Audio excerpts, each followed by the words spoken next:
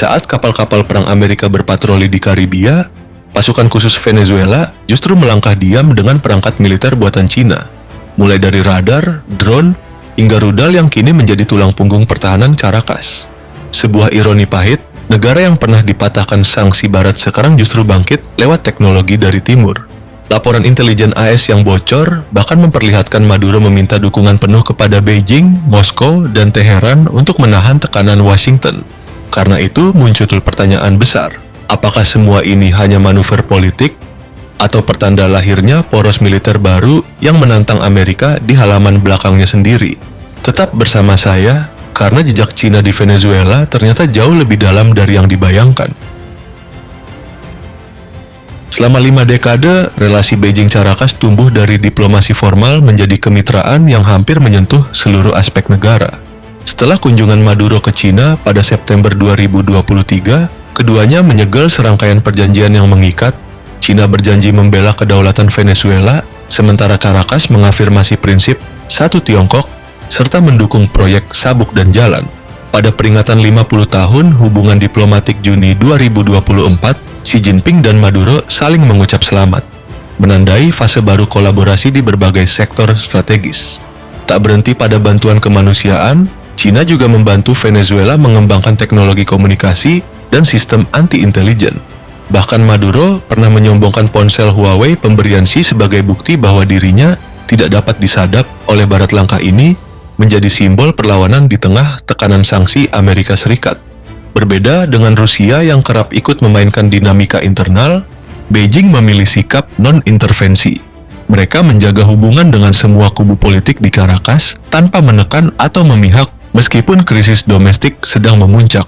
Namun ketika Washington meningkatkan operasi militernya di Karibia dengan alasan perang narkoba, Cina segera merapat ke Venezuela.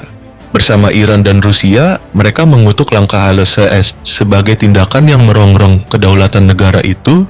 Bagi Beijing, Venezuela bukan sekadar mitra jauh di Amerika Latin. Caracas adalah panggung untuk menantang hegemoni Amerika Serikat di wilayah yang selama berpuluh-puluh tahun diklaim sebagai domainnya.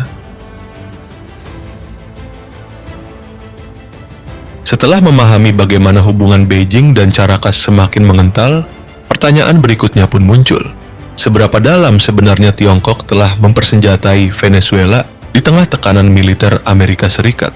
Puncak kolaborasi itu terlihat jelas pada 2020, ketika Cina mengirimkan rudal anti kapal C-802A untuk memperkuat armada laut Venezuela. Rudal ini adalah versi ekspor dari YJ-83, senjata sea skimming berkecepatan subsonik tinggi, dengan jangkauan antara 180 hingga 200 km dan hulu ledak 165 kg bahan peledak kuat. Dari sisi teknologi, C-802A memakai radar pencari aktif yang spesifikasinya mendekati AG M84 Harpoon buatan Amerika, menjadikannya momok baru bagi kapal perang yang berkeliaran di Karibia. Dalam laporan HI Saturn, rudal C-802A disebut telah dipasang pada kapal patroli kelas Guayquerí atau Avante 2200 buatan Spanyol. Proyek senilai 2,9 juta dolar AS itu awalnya ditutup rapat hingga akhirnya terselip dalam video propaganda militer Venezuela. Walaupun sebagian rekaman uji tembaknya rupanya diambil dari latihan, Angkatan Laut Thailand, citra satelit dan informasi sumber terbuka tetap memperlihatkan sistem peluncurnya terparkir di pangkalan Puerto Cabello. Secara geopolitik, kehadiran rudal ini tidak hanya berfungsi sebagai senjata penjaga pantai.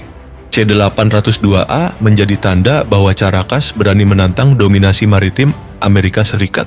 Dengan kemampuan menghantam kapal perusak dari jarak jauh, rudal asal Cina itu memberi Venezuela kartu tekanan baru.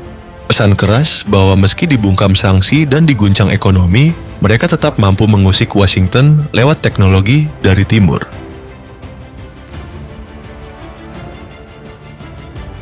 Venezuela turut memperkuat kekuatan daratnya lewat rangkaian kendaraan tempur lapis baja yang diborong langsung dari Beijing. Kerjasama pertahanan darat kedua negara ini mulai menguat sejak 2014, ketika Caracas menekan kontrak bernilai 500 juta dolar AS dengan Norinco, China North Industries Corporation. Dari kesepakatan itu, Venezuela memperoleh berbagai jenis rampur, mulai dari VN-18, VN-16, VN-1, hingga Lynx 8x8. Ditambah peluncur roket SR-5 dan pengangkut mortir kaliber 80 1-120 mm. VN-18 sendiri merupakan varian ekspor dari ZBD-05, kendaraan infanteri amfibi berkecepatan tinggi.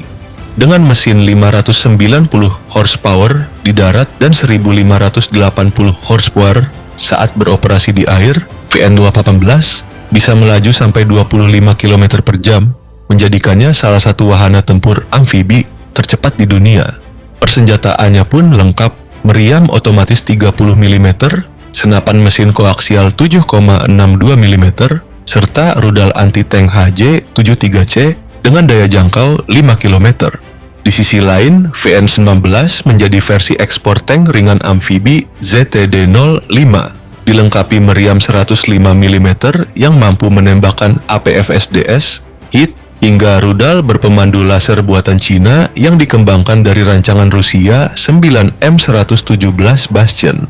Dengan sistem stabilisasi penuh, VN-16 tetap akurat menembak meski bergerak di darat maupun air, sesuatu yang sebelumnya hanya bisa dicapai tank barat seperti Expeditionary Fighting Vehicle milik AS yang akhirnya gagal diwujudkan. Data SIPRI menunjukkan bahwa sejak 2012 hingga 2018, Venezuela menerima sekitar 25 unit VN-18 dan 25 unit VN-16 yang kini menjadi tulang punggung infanteri marinir.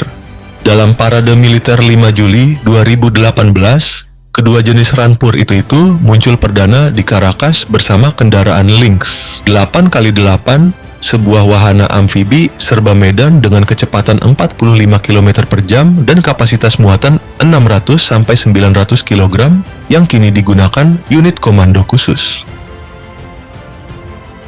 Selain mengandalkan rampur amfibi asal Tiongkok, modernisasi kekuatan Venezuela juga tampak jelas di langit, lewat hadirnya drone tempur dan pengintai berteknologi tinggi kiriman Beijing. Sejak 2022, Caracas tercatat menerima puluhan unit UAV seri Dragonfish, Scout S-45, hingga Long CA-150 yang diproduksi oleh Norinco dan Yunzhou Tech, dua raksasa pertahanan Cina yang kini menjadi pemasok utama Venezuela.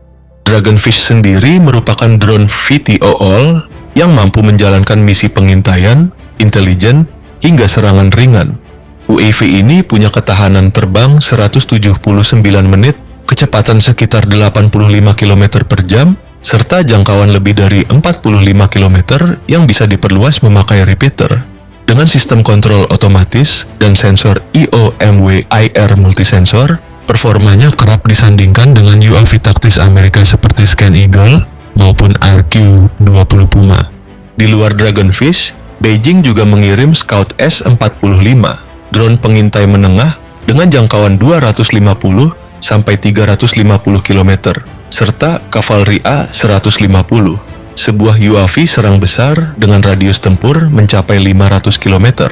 Dalam latihan gabungan tahun 2024, seluruh unit ini dikerahkan untuk memantau manuver kapal Amerika Serikat di perairan Karibia, terutama dalam zona 300-500 km dari pantai Venezuela, memperlihatkan bagaimana drone-drone asal Cina kini menjadi mata utama Caracas di udara.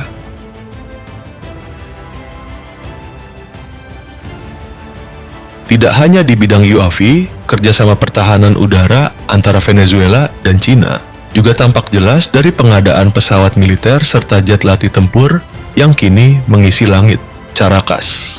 Beberapa tahun terakhir, pemerintah Venezuela memperkuat armada udaranya dengan pesawat buatan Tiongkok, terutama jet latih tempur L-15 Falcon langka ini menunjukkan upaya Caracas mengurangi ketergantungan pada pesawat Barat dan Rusia yang semakin sulit dipelihara akibat tekanan sanksi.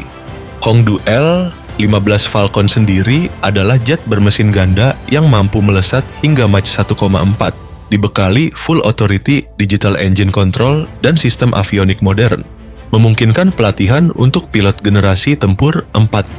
Selain fungsi pelatihan, pesawat ini dapat berperan sebagai light attack aircraft dan membawa rudal udara ke udara, PL-5E, bom laser, LT-2, serta pot pengintai optik sumber militer kawasan menyebut Venezuela menerima sekitar 12 unit L-15 pada 2023. Dipakai untuk melatih pilot sekaligus memperkuat operasi taktis di wilayah udara barat daya yang rentan pelanggaran pesawat pengintai AS.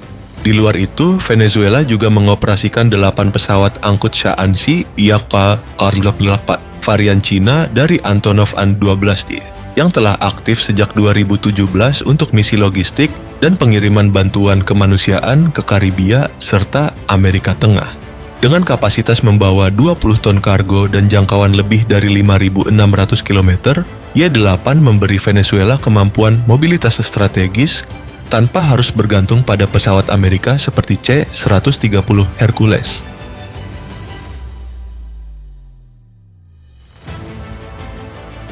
Tidak berhenti pada pesawat latih dan angkut, perhatian kini bergeser ke langkah paling ambisius Venezuela, potensi akuisisi jet tempur mutakhir buatan Cina yang dapat menggeser keseimbangan udara di Amerika Selatan. Rencana Venezuela membeli 20 unit J-10C Vigorous Dragon membuat heboh dunia pertahanan kawasan. Jet generasi 4,5 ini membawa radar AESA, avionik digital penuh, helm bidik generasi terbaru, serta rudal udara ke udara PL-15 yang mampu menghantam target lebih dari 200 km, menjadikannya salah satu pesawat tempur paling mematikan di benua itu. Dengan radius tempur yang melampaui 1000 km dan kemampuan super cruise dari mesin WS-10 Battaiang, J-10C adalah rival serius bagi F-16 yang dioperasikan Chile dan Peru. Walau belum diumumkan secara resmi, kesepakatan ini dikabarkan diikat melalui skema trade-off minyak untuk senjata, pola khas yang selama ini mewarnai hubungan strategis Beijing dan Caracas.